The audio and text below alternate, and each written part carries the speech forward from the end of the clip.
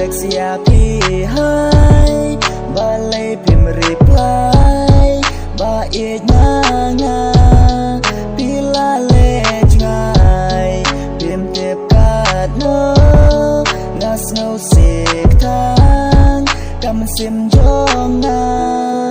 kat no kapan ha ba nga kol ya pi ong nam don por pim tep ba e umat kitlor ba pim don por ban kren ya nga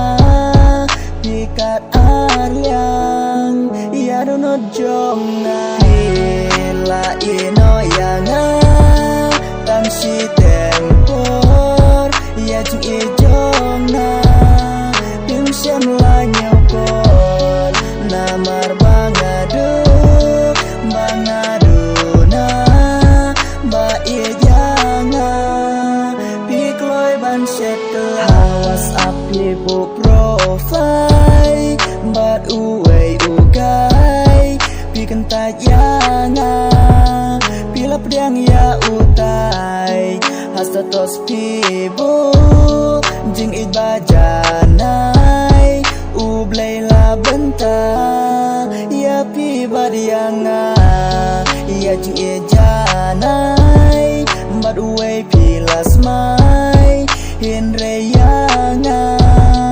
him sham slow sen ai hajing long snell rit na hab ya mar wei na mar ngam long ai hak ma jong pi te la ino ya nga tang si ten por ya jing e jong na him sham la nhau por na mar bangadu na ba e ya nga pi kloi ban set sering tong yang na pi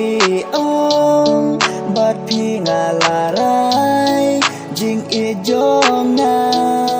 tang pi ngan ai ngam la shu sha wei bandang kmet len ti ba e chi ju nong nga la rai tang bat pi hin re long le no ai ki gular jong pi tang chi klip ma ba du wei ngayo i